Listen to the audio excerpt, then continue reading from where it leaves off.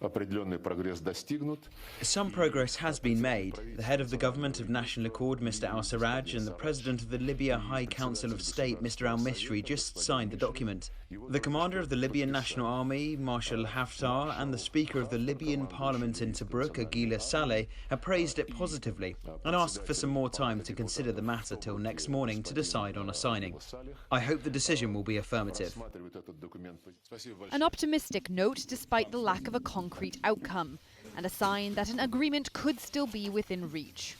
Getting rival Libyan leaders to Moscow is in itself no small feat, and it's a sign that Russia has more leverage in this conflict than many previously thought. Russian and Turkish officials overseeing these talks are hoping this is the first step towards a longer-term solution in the country. After years of fighting between the UN-recognized government and rebel forces, a ceasefire began on Sunday. Despite deeply entrenched differences, there is a sense of optimism that things are moving in the right direction.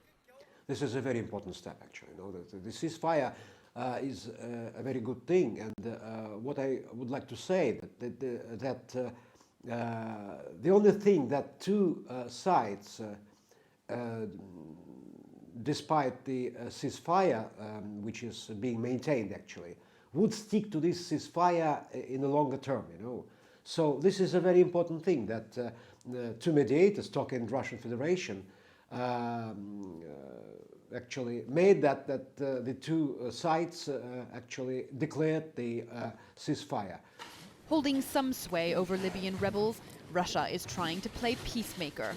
President Vladimir Putin had hoped for a diplomatic victory in Moscow on Monday, but he may still need help from European partners. Julia Chapman, CGTN, Moscow. Well, for the latest on Libya, we are now joined by our correspondent, Adel El-Mahrouhi.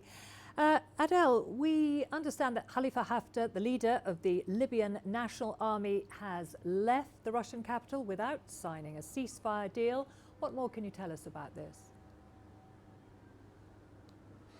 Well, as we've heard in the previous report, Khalifa Haftar asked for one more day to consider the entire agreement and confirm his signature or not. However, he has left Moscow already and headed to Benghazi, his headquarters in eastern Libya, which is an indication that a signature might not be coming. His main concern, according to reports released from unnamed military officials in his LNA forces, is that he would not sign, or his main objection is that there is an absence of a timeline to guarantee the dismantling of the militias and them handing over their weapons so that there will be a unified armed forces in Libya. According to what has been coming out from the LNA, this is the main and only objection he has to that agreement, and without it, or without a concrete details of how these militias would be dismantled and handing over their weapons, he will not sign the agreement. Okay, so it looks like it's very much in the air with this, the absence of the timeline that you're talking about with dismantling the militias. If there is no ceasefire deal signed by the Libyan rival leaders, where does that leave the Russia-Turkey initiative, especially given that they support opposing sides? It is not now, it's no longer about just the Russia and Turkey initiative. It seems that it will affect further and future talks. We have seen Chancellor Merkel of Germany calling for a conference between Libyan parties in Berlin by the end of this month. But earlier this morning, we have seen comments from Turkey coming very critical of Khalifa Haftar. The foreign minister says that without a signature on a ceasefire agreement, then there is no use to have a Berlin talk or a Berlin round of negotiations. A first indication that without Khalifa Haftar signing the ceasefire agreement, Fayez al-Serraj, who is greatly backed by Turkey, might not join the Berlin talks if they take place at all. Also, Turkish President Erdogan said that he will give, I'm quoting here, he will give Haftar a hard lesson if he returns to fighting or attacking Tripoli once again, an indication that Turkey's involvement in Libya might get stronger or bigger if General Khalifa Haftar's LNA forces return to their pursuit to control the capital, Tripoli. Meanwhile, Adel, there are reports of clashes in the Libyan capital. What are you hearing? Nothing major so far. There are reports about minor clashes happening or breaches to the ceasefire taking place. Nothing has been actually confirmed by both sides, neither the Government of National Accord or the LNA forces. I think the main attention now is just focused on what will be Haftar's move. Will he yield to some Russian pressure and get his signature on that agreement, which already Fayez al-Serraj and his Government of National Accord have signed? And by the way, they've returned to Turkey to continue the negotiations with their regional ally about what to do next. So it's all now waiting, and the main focus is rather on what will Haftar do. Will he launch a fully forced offensive once again on Tripoli or not? But whatever reports are coming out about minor clashes, there are no indication that the war over Tripoli has begun once again. And finally, Adel, the Italian Prime Minister Giuseppe Conte is in Egypt. What's likely to feature in his discussions with President al-Sisi with regards to the conflict in Libya? Italy is one of the main vital players in the region and has quite close relations to Libya in general.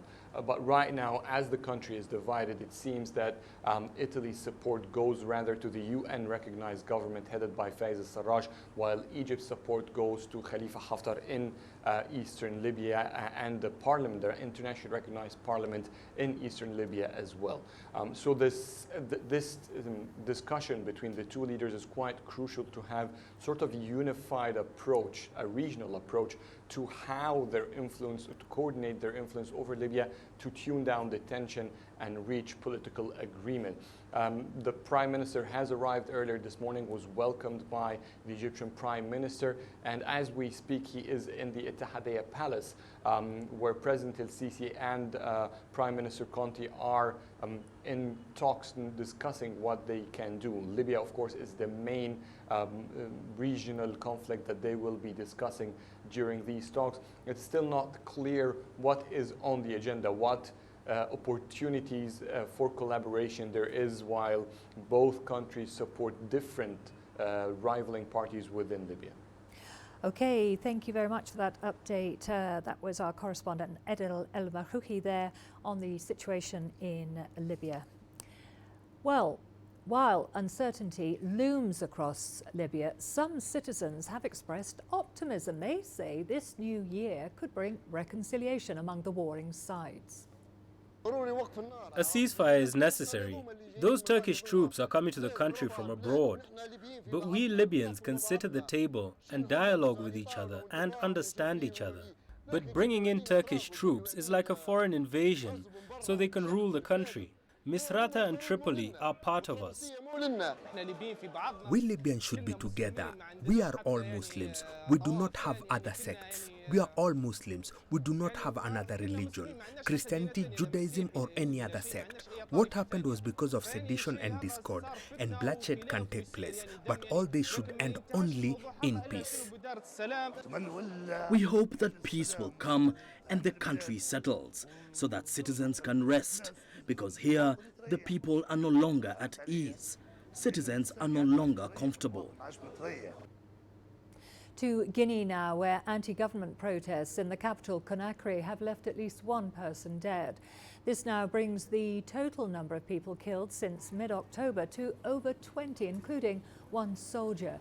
Demonstrators in the West African country are accusing President Alpha Condé of attempting to change the constitution in order to extend his rule. Condé has neither confirmed nor denied the claims, but he says the colonial-era constitution needs to be changed. The beauty of democracy is alteration. We're not against Alpha Condé. We're against the system that fails to make democracy work. Today, these cries are only repeating themselves. Really, it is we, the people, who are endorsing it. Every time there is a demonstration, there are deaths. We do not know where to go or what we should do. The poor people you're seeing there, those are poor Guineans. All those people you're seeing. And they're asking what is wrong. There are all these taxes going around and they're hungry. China's Foreign Minister Wang Yi has just concluded his tour of Africa. Minister Wang jetted into the continent on the 6th of January and visited several countries where he held discussions touching on various issues, including trade, peace and stability on the continent. CGTN's Penina Kariba brings us the highlights of Minister Wang's trip. It's been a tradition for the Chinese foreign minister to visit Africa for the first overseas trip at the beginning of every year. And this year, during Minister Wang Yi's annual visit, he explained why Africa has been the preferred destination over the past 3 decades. Minister Wang explained it is based on the special feelings of friendship from generation to generation between China and Africa. Wang said the tradition is also based on realistic needs of deepening cooperation and common development between China and Africa. The third reason, he said, is the important mission of strengthening international cooperation and safeguarding common interests between the two sides. All of these reasons were demonstrated in Minister Wang Yi's visit to the countries he went. In Egypt, Wang called for deepening the strategic partnership between China and the League of Arab States in upholding international peace and justice and promoting the political resolution of hot regional issues. I think from his visit in Africa, apart from just trade-related issues and investments, I think he's been able to touch on new areas, which basically are security-related issues that are helping Africa realize its dream and achieve African Vision 2063. The topic of trade and development was also firmly on Minister Wang's agenda. In Burundi, for instance, Wang said China is willing to carry out mutually beneficial cooperation with the country under the framework of jointly building the Belt and Road and implementing the 8 major initiatives proposed at the Beijing summit of the Forum on China-Africa Cooperation, with a focus on agriculture and infrastructure construction. As far as infrastructure is concerned, I think that's the backbone of all this investment that China is taking in this African continent, helping Africa achieve its connectedness and achieve its African continental free trade area objectives. And these objectives can only be achieved if there's a very strong foundation as far as infrastructure is concerned, as far as economic growth moves forward. Zimbabwe was the last stop for Wang Yi, where he called for sanctions against the country to be lifted, saying they have no basis under international law. Restating Beijing's commitment to providing economic and diplomatic support, Wang said the sanctions infringed on Zimbabwe's legitimate development rights and interests. Wang's support comes as 16 countries constituting the Southern African Development Community spearheaded calls last October for the removal of the sanctions. I think it's the confidence that China is giving African countries. I mean, once you build that confidence, especially in trade-related issues, then those countries can start now looking into their internal affairs and see what it is that they can do. In recent years, the achievements of China-Africa cooperation include the establishment of the Forum on China-Africa Cooperation, reaching consensus on building a community with a shared future, and the joint construction of the Belt and Road, all of which have brought groundbreaking influence on China-Africa relations. Penina Karibe, CGTN, Nairobi. We are going to a short break now. Don't go away. Lots more to come, including the government in South Sudan and a number of opposition groups signed peace pact in Rome. And we take a look at efforts to ensure there's equality in property and inheritance rights in Tunisia. Nigeria is my home. 160 million vibrant, ambitious individuals constantly seeking the perfect self-expression. It is these people who inspired me to be that person that is seen, to be a voice that is heard, and ultimately to be the anchor that I am. I have to tap in, tune in, and turn on the very best qualities within me to deliver the news. I'm Richard Nta, an anchor for CGTN.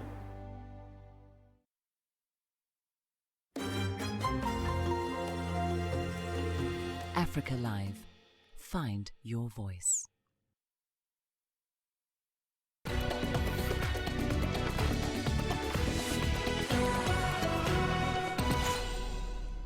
The South Sudanese government and a number of opposition groups have pledged to commit to a ceasefire set to come into effect on Wednesday. The announcement was made during a meeting between the rival groups in Rome. Both sides agreed to re-engage in peace negotiations with the signing of a common declaration. South Sudan descended into civil war in 2013 after a fallout between President Salva Kiir and his then deputy Riek Machar. Let me express my satisfaction for this document, which is of extreme importance because it sees for the first time united together in a constructive dialogue the South Sudan government, the opposition parties which signed September 2018 the peace agreement, and also those who didn't sign that peace agreement. So peace in Sudan, in South Sudan, will have to be built as we agree with one another. So finally, to conclude, I also thank the members of the opposition, led in front here by Pagana Moom and the rest of the senior members of the different parties who are here. We thank you for the discussion we have held. I think we are going home with my delegation satisfied. We are happy to share with you that in these days that we have been together, hosted by Sant'Egidio community, we had very fruitful discussion in a spirit that really befit the appeal of our religious leaders to bring peace to our people, and also befitting the responsibility that we have to realize the dream of the people of South Sudan.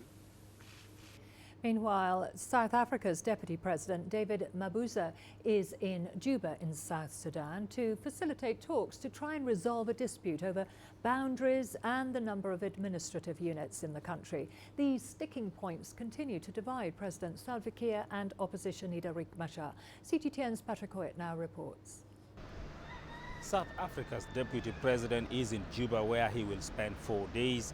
Parties to South Sudan's peace agreement have postponed formation of a unity government twice now. The reasons for the delay includes disagreement over the number and boundaries of states. President Salva Kiir wants to maintain the current 32 states. The opposition group led by Riek Machar wants between 21 to 23 states. Machar's group says the current system favors President Kiir's group because it would allow him to appoint many of his loyalists as local government officials, which would later translate into more votes during elections scheduled for the end of the transitional period. South Africa's deputy president is hoping to have the parties agree on a way forward. Deputy President is here to resolve the matter of the states and their boundaries, and he will be meeting with the different parties, which include President Salva Kiir, Maya, and Dr. Riek Machar. The talks led by the South Africa's deputy president begin on Monday and end on Thursday this week. A unity government is supposed to be formed by February 22nd, but that will only happen once all these outstanding issues are resolved. Patrick Koyet, CGTN, Juba, South Sudan. The French president is calling for a new international coalition working to secure and stabilize the Sahel region in West Africa. Emmanuel Macron held talks with the leaders from Burkina Faso, Chad, Mali, Mauritania and Niger, known as the Sahel G5 countries, to discuss France's presence in the region. CGTN's Ross Cullen reports. More French troops will be heading to the Sahel, part of a new military drive to fight Islamist-inspired terror groups in the region. France and the G5 countries called on any willing nation to join the international coalition. L'objectif militaire. We are going to focus on the most dangerous location on the three-way border between Burkina Faso, Mali and Niger. And to achieve this, we have to change our methods. We're going to put in place a military coalition with a joint command with French forces and those from G5 countries. C'est le plus dangereux tel qu'avéré. The French president has become concerned by growing hostility in recent months over the presence of French troops, especially in Mali and Niger. France has been tied up now for 7 years in the Sahel, trying to support the partner states. The current chair of the G5 group admits that 2019 has been a difficult year. I would say that the increase of attacks in the Sahel, the human and material destruction we're suffering, and the unprecedented humanitarian crisis shows us that we must step up our efforts. Paris wanted to address the lack of stability by reducing the violence, disrupting and dismantling the insurgencies, and supporting the G5 states. But the security situation remains unresolved. The G5 countries have pledged to work to bring the loosely governed desert region back under the rule of law. It's now fertile ground for armed groups affiliated with the Islamic State and Al-Qaeda. Since the start of Operation Barkhane in 2014, more than 1,000 civilians and 41 French troops have died. Hundreds of local soldiers have also been killed, including dozens in Niger last month. There are calls for the US to maintain its support and for more help from other nations, plus the presence of the UN, African Union and EU top diplomats show how important the future Sahel strategy is for the wider world, not just France and its former colonies. Ross Cullen, CGTN, Paris. Abuse is a daily reality for many children in Nigeria. One of the most recent incidents is that of an 11-year-old boy who was almost burnt to death after he was accused of practicing witchcraft by his community. CGTN's Kelechi Emekalan reports.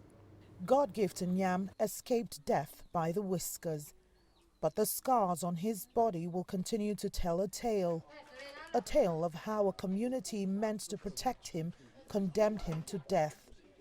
He was accused of witchcraft, and to rid the community of the supposed evil, the villagers tied him up, drenched him in fuel and set him on fire. But his mother rescued him. Some villagers came to me and said I made one woman sick, so I should follow them to the hospital and remove the sickness. We went to the hospital, but I didn't know anything about the woman's sickness. The next thing they said is I was a witch. They took me to another compound, tied me up and put fire on my head.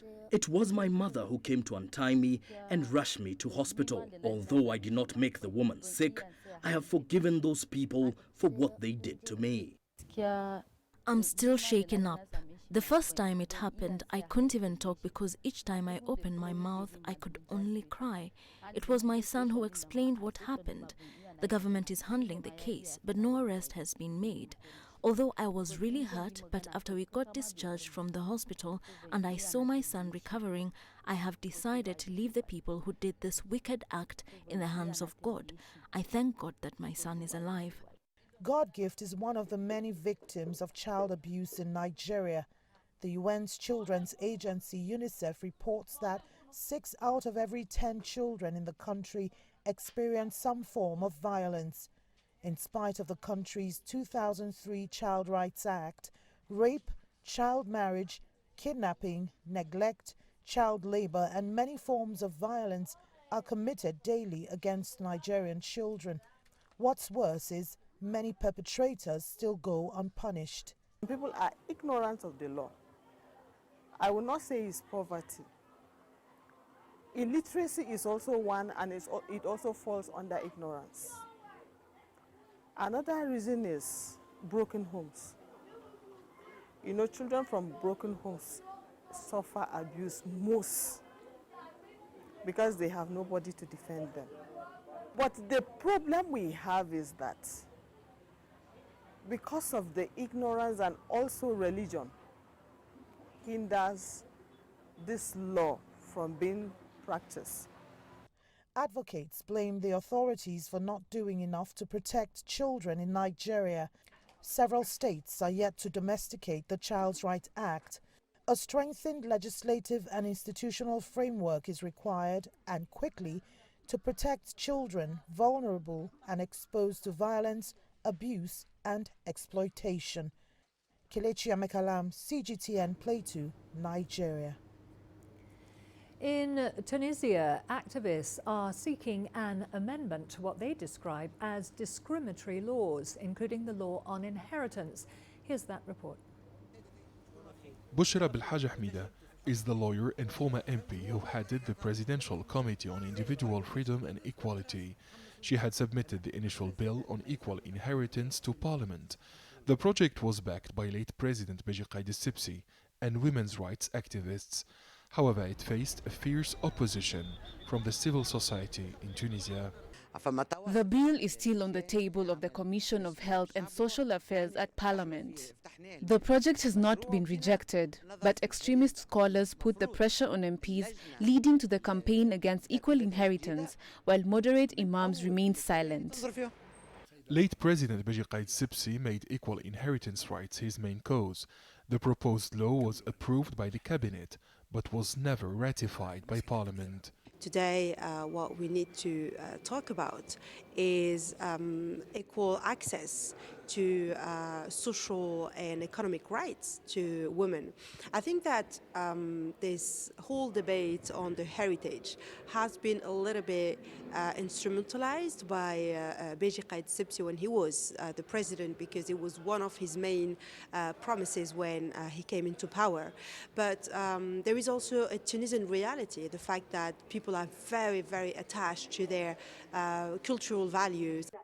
Saeed al-Jaziri is a new parliamentarian and a renowned Muslim scholar in Tunisia. He hosts a daily show on his privately owned Quran radio channel. The question on equal inheritance has often been raised live on the radio. Al-Jaziri says such a law is inconsistent with Islamic principles. As a representative of the people at Parliament, my role is to listen to their concerns. Our electorate reject any bill that harms Islamic laws. The so-called equal inheritance between male and female is a marginal issue. Man and woman are equal in rights, but we cannot change or misinterpret Sharia law. Even writing wills cannot oppose Islamic law. This is non-negotiable. According to the 1956 Code of Personal Status, which banned polygamy and granted women equal rights to divorce, Tunisians cannot write a will allocating their inheritance equally. However, some parents choose equal inheritance and opt for distributing their belongings instead of writing a will. The 2014 Constitution enshrined equal rights for women, but did not address the issue of inheritance, which is rejected by millions of Tunisians. The late president's initiative is believed to be in the same vein as the reformist achievements boasted by Tunisia, making of it an exception in the region. Aden Shawashi, CGTN, Tunis. All of the business news coming up for you after the break, including Egypt and Ethiopia hope for a Wednesday deal on the Grand Renaissance Dam. And the US removes China's currency manipulator label. Africa is the nexus of enterprise, and global business will tell you why it matters. From the mega investment projects to multi-billion-dollar mergers and acquisitions. Africa today collects, just in terms of revenues from taxes alone, $545 billion a year. If you take 10% of that and you devote it to the energy sector, problem solved. All this on Global Business, weekdays at this time on CGTN.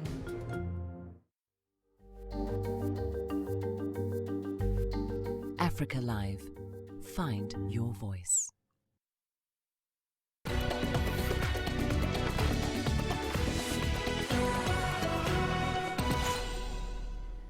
Officials from Egypt, Ethiopia and Sudan are meeting in Washington, D.C. to try to resolve their disagreements over the hydroelectric dam that Ethiopia is building on the River Nile.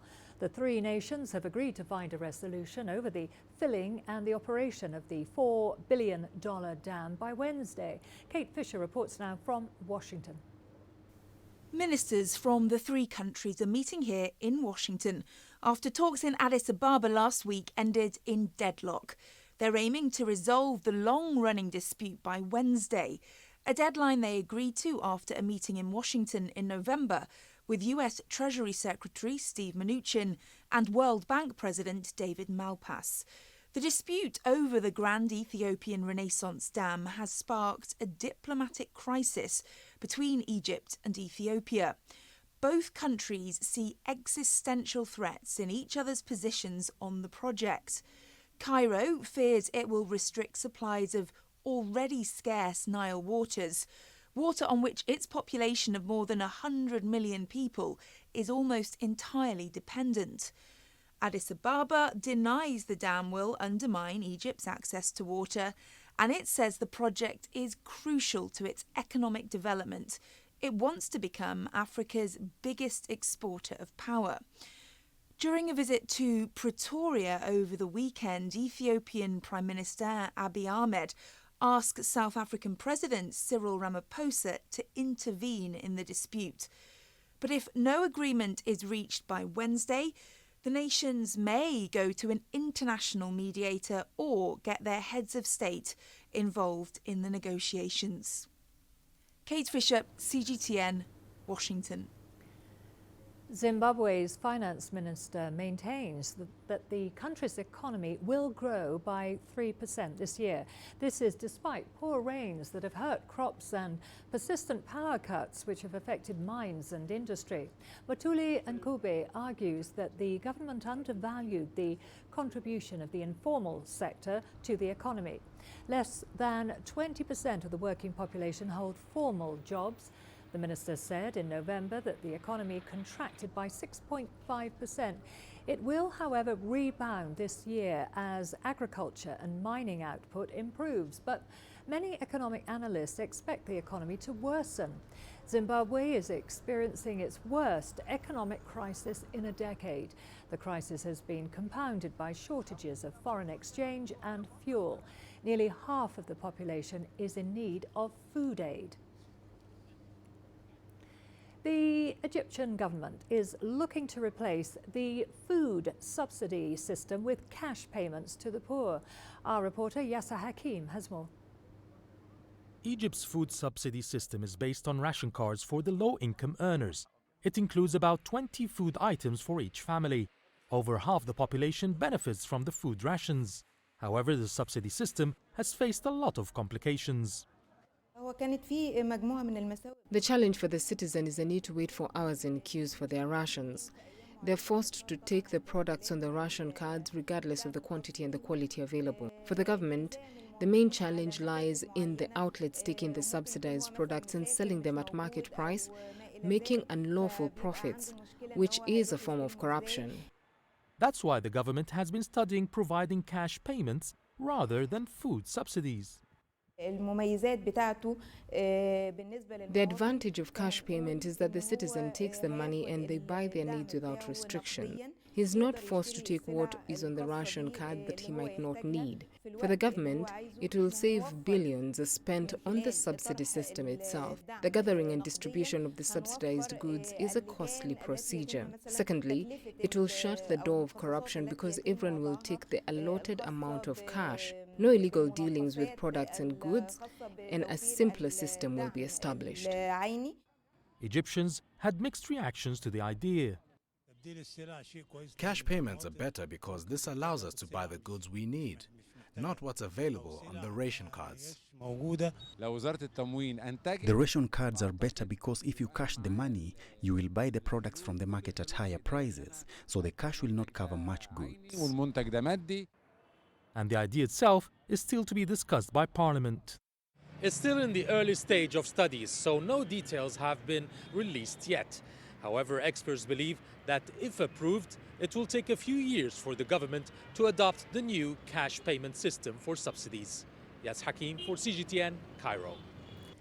As China and the US prepare to sign their long-awaited preliminary trade deal, the American Treasury Department has dropped its designation of China as a currency manipulator. CGTN's Nathan King has more from the White House.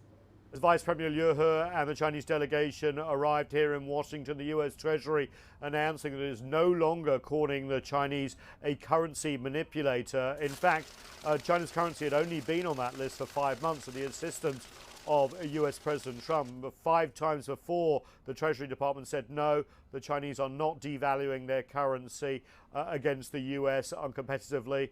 And now it's come off. There were no sanctions put on China as a result of that list. So is that a sort of goodwill measure? Well, we'll wait and see. Remember, we don't know exactly what's on this deal. We know that the US has been talking openly about increased purchases by China, especially in the agricultural area, $40 to $50 billion a year, $200 billion over 2 years of all extra exports from the US to China. We'll see how those are detailed. We know that there's a talk of agreement on intellectual property, on market access for both countries, also currency. There'll be other things in there, but what won't be in there is some of the hard stuff that is being pushed off into phase 2. But the good news is that some tariffs have been rolled back, those big December 15th ones, which would have hit a lot of consumer imports into the US from China. But still, 2/3 of Chinese imports into the US are under some sort of tariff, even as we go into the phase 1 signing. So phase 2 has to be a lot about rollback of tariffs as well. We'll be hearing, we understand, from both delegations here on Wednesday at the White House. There is also a dinner planned before that, and also other engagements which we will be reporting to you all week long. Thank you. Nathan King, CGTN at the White House. Well, the Trump administration's tariffs on technology have come under sharp criticism from organizers of the world's largest personal electronics show, CES. They called the tariffs the worst economic mistake in almost 100 years. Even though CES wrapped up last week with thousands of products having been unveiled, the trade war left its mark. CGTN's Mark New has the details. At one of the world's largest electronics shows, CES, Chinese companies show their products to global consumers. And that included companies like Huawei, which has been caught in the crosshairs of the trade war. Nobody wins in a trade war. Tariffs are taxes, and CTA has been very clear that the trade war really is bad for everyone, China and the US.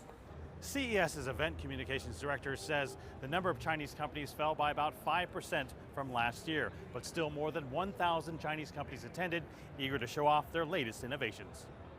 One of those companies is TV manufacturer TCL. Despite the trade war, it steadily gained market share in the U.S. and is now competing with Samsung for the top spot. General Manager Sidney Sun says good relationships with the U.S. government and even sports teams have helped it thrive in challenging times. Do your products get hit by the current tariffs? Yes. They do?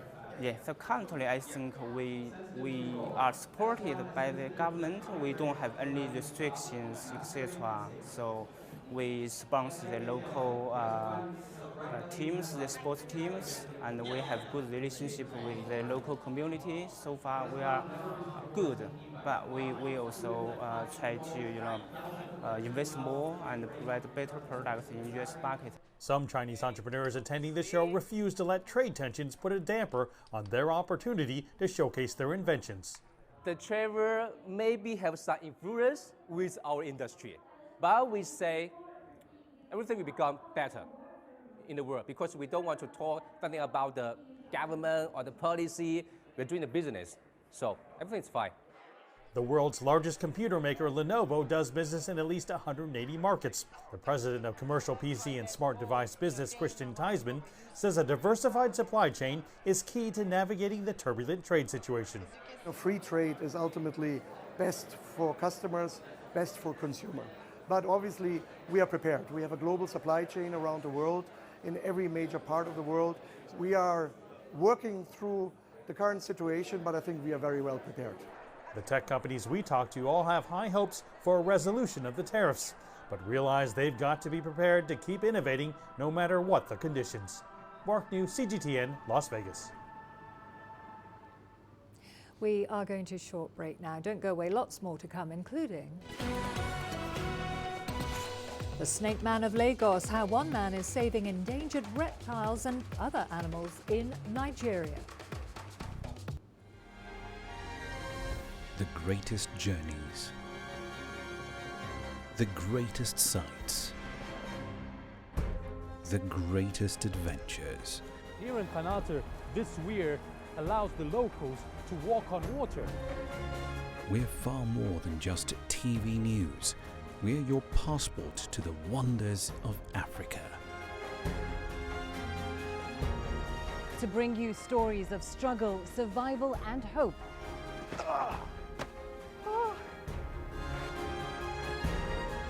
So let's explore.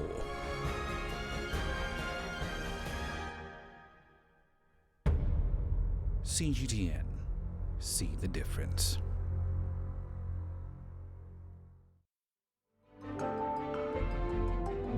Africa Live. Find your voice.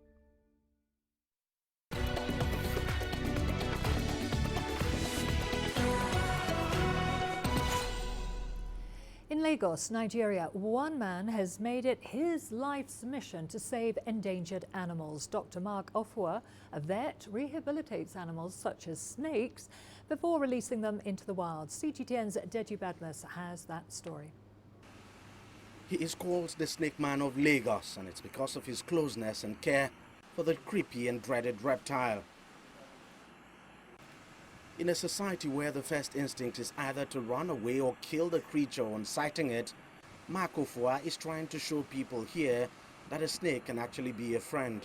I started a crusade to educate people more about snakes and the need to conserve them, because this fear of snakes has led to us killing them with prejudice, you know. So I go about teaching people respect for snakes, how to cohabit with snake and all that. He says he developed a special love for snakes from his teenage years after an awkward experience while studying in a garden. While I was reading, I felt a sensation on my feet and I looked down and there was a cobra. You know, I paused in fear. The cobra also must have sensed my movement. It paused in fear and our eyes were locked for what seemed like eternity. And then after a while, he just faced forward and slithered away. From then, I started asking myself, so snakes are not really the mindless killing machines we think them to be. And then that sparked up an interest, and I've been studying snakes ever since. Ofua is today a practicing veterinarian and an animal conservationist specializing in small animal practice. He runs St. Mark's Animal Hospital and Shelter in Lagos. Besides dogs and cats, which are common in his shelter, there are also rare and endangered species as well, like the pangolin. He rescues most of the endangered species that are not dead from local hunters and brings them to his shelter for rehabilitation before releasing them back into the wild. The point where these animals come from is the hunters. These are the people that go into the bush to get these animals for the bushmeat trade. So yes, I try to create a relationship with them where if they are traps, I try to educate them to stop, but this is their source of livelihood.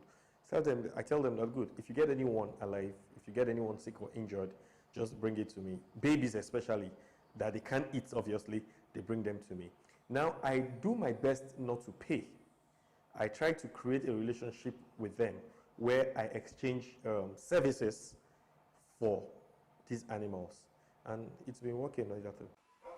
Ofua says he may not be able to save all the animals in need, but for everyone he rehabilitates and releases back into the wild, the effect on the world at large cannot be quantified. For every animal that I release back to the wild, I can't put in words the feeling. It's almost spiritual. It's ethereal, I can assure you. The fact that you know that if not for you, this particular animal would have been killed and eaten or used for rituals or something, but you have stepped in and you've given this animal another lease on life and then released to the wild where it can go live its life and procreate. You're something like a savior. There are over 60 animals in his shelter here that he must cater for on a daily basis. It's a lot of hard work, but it's one Ofua says he's always happy doing. The major work in conservation of animals can only be done by the government. You understand? They're the ones that can put laws to protect the species. They're the ones that can create parks that would ensure survival of the species and all that. But if we leave the whole work for the government to do, they will be overwhelmed because they have a government to run. So this is my way of contributing my quota to conservation of the species. Deji Badmus, CGTN, Lagos, Nigeria. In Tunisia, celebrations for China's Spring Festival have kicked off in the capital, Tunis. The event brought together Chinese artists, dancers and musicians, all with one agenda: to provide a glimpse of China's rich culture and traditions. CGTN's Adnan Shuashi reports.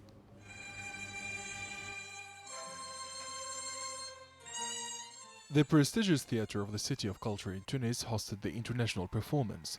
This professional show is organized by the Chinese Embassy in Tunisia.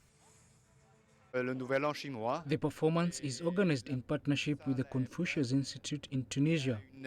The theatre is packed with very enthusiastic Tunisian spectators. We are encouraging mutual knowledge between Tunisian and Chinese people.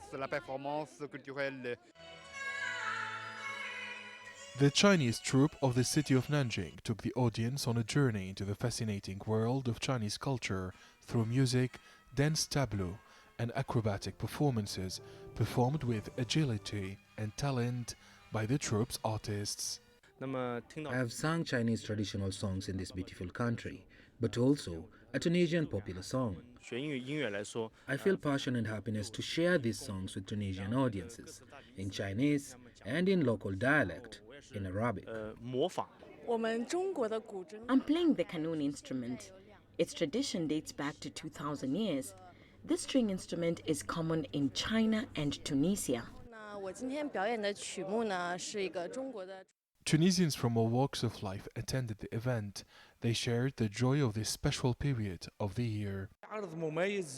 It's a fantastic show. I've attended dozens of Chinese artistic performances. They're all different. It's part of this great civilization that brings people together. This show, high in color and sound, was also organized in the coastal city of Monastir. It's part of the consolidation of cultural exchange between Tunisia and China and the strengthening of ties of friendship between the two countries. Many Tunisian municipalities intend to conclude twinning agreements with Chinese cities. Several artistic performances by the Nanjing acrobatic troupe will be organized on the celebration of the 56th anniversary of the establishment of diplomatic relations between Tunisia and China. Adnan Shawishi, CGTN, Tunis. All of the sports news coming up for you after the break, including Kenya and Rwanda set sights on African beach volleyball qualifiers for the Tokyo Olympics.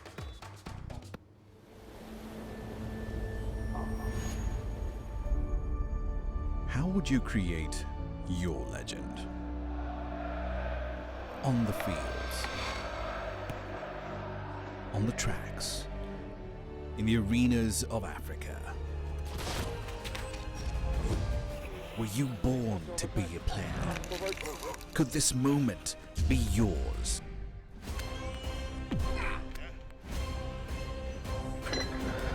Sports Scene. Find